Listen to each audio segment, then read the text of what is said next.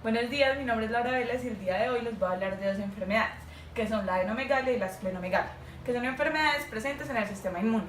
Para esto hay que entender primero correctamente este sistema. La respuesta ante alguna enfermedad, virus, infección o entre otras se divide en dos grandes etapas. La primera sería la respuesta innata, que es aquella que está siempre presente y por lo tanto no es específica y sirve como una primera defensa. Entonces esta sería las mucosas como la piel y las células. Entre las células, entre las extracelulares tenemos mastocitos, macrófagos, basófilos, eosinófilos y neutrófilos. Y en las intracelulares tenemos las natural killer y las células dendríticas. Estas últimas son muy importantes porque son expertas presentadoras de antígeno.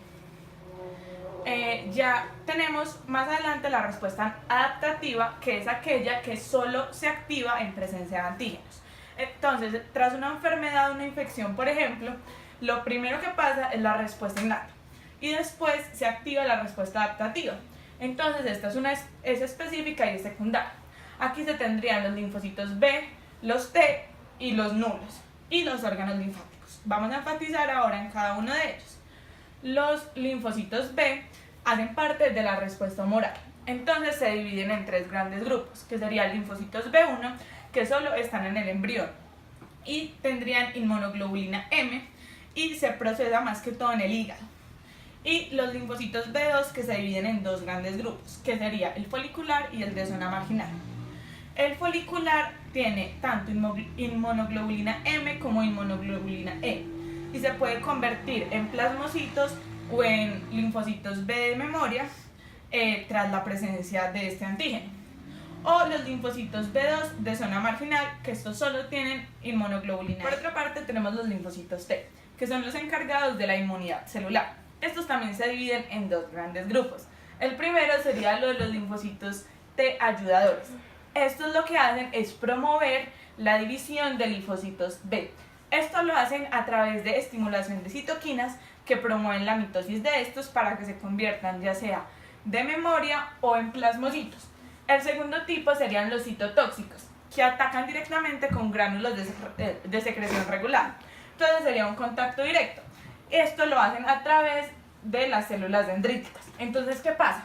Se tiene una célula dendrítica o presentadora de antígeno que le muestra al linfocito T el antígeno y estos ya van y hacen la defensa. Entonces esto ya nos lleva a hablar de lo que serían los órganos linfáticos. Ya hablamos de las células, ahora los órganos. Estos se dividen en primarios y secundarios. Los primarios son todos aquellos que se encargan del origen o la maduración de las células inmunes. Entonces serían dos. La primera, la médula ósea, que se encuentran en huesos largos como el fémur.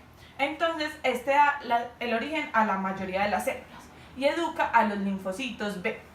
Y tenemos el timo, que solo está presente en los niños y luego se vuelve un órgano involucionado y aquí se da la maduración de los linfocitos T.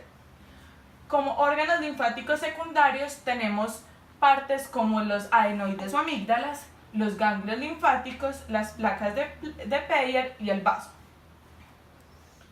El folículo linfoide. El folículo linfoide es una acumulación bien definida de linfocitos contenidos en una malla reticular.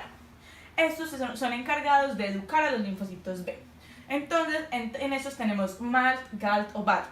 MALT sería tejido linfoide asociado a mucosas, GALT sería tejido linfoide asociado al gastrointestinal y BALT sería tejido linfoide asociado a los bronquios, o sea, todo el gastro respiratorio. Estos aumentan su tamaño en presencia de antígenos. Entonces aquí se pueden ver. Este sería un folículo activo. Se sabe porque tiene un centro germinativo y una corteza o corona. Entonces, en su estroma tendría células reticulares, fibras reticulares, macrófagos y células dendríticas foliculares, que son un complejo antígeno-anticuerpo. Por otra parte tenemos el ganglio linfático, que son pequeños órganos encapsulados que están en la trayectoria de los vasos linfáticos. Su principal función sería filtrar la linfa y educar a los linfocitos. Estos viajan en la misma dirección que la sangre. Entonces, aquí tenemos, por ejemplo, el vaso linfático aferente y el eferente, tenemos las trabéculas, tenemos la corteza, la paracorteza y la médula, tenemos los vasos de estos, su vénula de endotelio alto, que es la segunda opción de entrada de estas infecciones, de las infecciones, no, de los linfocitos, perdón, los nódulos linfáticos y entre otros. En su parénquima tenemos que en la corteza hay folículos linfoides, en la paracorteza hay linfocitos T y en la médula hay plasmoblastos, linfocitos de memoria. Estos últimos pueden tomar 3 vías. La primera es ir a médula ósea para generar anticuerpos, la segunda es ir directamente al tejido para generar plasmocitos y la tercera es quedarse dentro del ganglio. Entonces, si ubicamos eso, esta sería la corteza, esta sería la paracorteza y esta sería la médula. Entonces, esto nos lleva a hablar de la primera enfermedad, que serían las adenomegalias. Estas constan de la inflamación de los ganglios. Entonces, aquí tenemos un ganglio linfático normal y aquí tenemos un ganglio linfático inflamado. Las causas más comunes serían las infecciones, las neoplasias o las enfermedades autoinmunes. Entonces, una inflamación de un ganglio nos indica una infección en ese sector. Por ejemplo, si yo tengo una adenopatía cervical, me puede indicar una infección en zonas como los oídos, como los ojos o factores cercanos. Si yo tengo adenopatías axilares, me puede hablar de una infección en el miembro inferior o cánceres como lo son el cáncer de seno. Si tengo adenopatías inguinales, me estaría hablando de infecciones en miembros inferiores o de cáncer, ya sea de vejiga o de todo el sistema reproductor. Ahora bien, ya pasando a esta enfermedad, tenemos el vaso. La principal función del vaso es filtrar sangre y la maduración de los linfocitos. Esto lo logra porque es el órgano más vascularizado que existe. Entonces, como todos los órganos linfáticos, tiene una cápsula y tiene trabéculas. Y tiene pulpa blanca y pulpa roja. La pulpa blanca serían acumulaciones de linfocitos y la pulpa roja serían aquellos lugares en los que hay más acumulación de eritrocitos.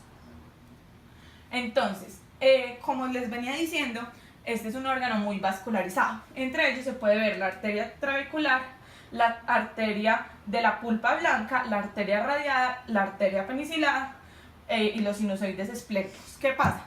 Cuando entra la sangre, ya sea con eritrocitos defectuosos o no defectuosos, esta entra y puede tomar inicialmente 2 caminos, que sería venir a la arteria radiada o a la arteria penicilada. En cualquiera de los dos puede tomar 2 caminos, venir a los sinusoides esplénicos y continuar por la circulación o ir al guante. ¿Qué pasa aquí en este lugar?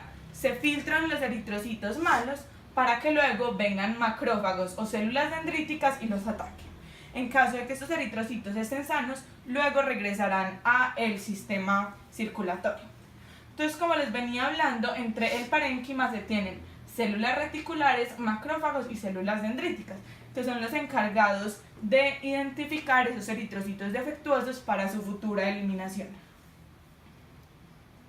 Esto nos lleva a hablar de la esplenomegalia, que es la inflamación del vaso. El tamaño normal de un vaso es aproximadamente de un puño y normalmente no es palpable. Entonces, cuando se tiene esto, como se puede ver en la imagen, el vaso se inflama demasiado hasta el punto en el que llega a ser palpable en un examen físico. Entre las causas más comunes se tienen las infecciones, alta eliminación de glóbulos defectuosos por enfermedades tales como la talasemia, la esferocitosis o las células falciformes y enfermedades hepáticas. ¿Esto por qué? Porque al tener células rojas defectuosas, el vaso tiene que trabajar más y esto produce su inflamación. O la enfermedad hepática por la estrecha relación entre el hígado y el vaso. Por último, aquí tenemos las referencias que fueron todas las bases de las que se documentó para hacer esta presentación, en los que se encuentran como el libro de histología de Ross, la clase escrita del Dr. Jairo, bases de datos como Access Medicine o PubMed. Muchas gracias.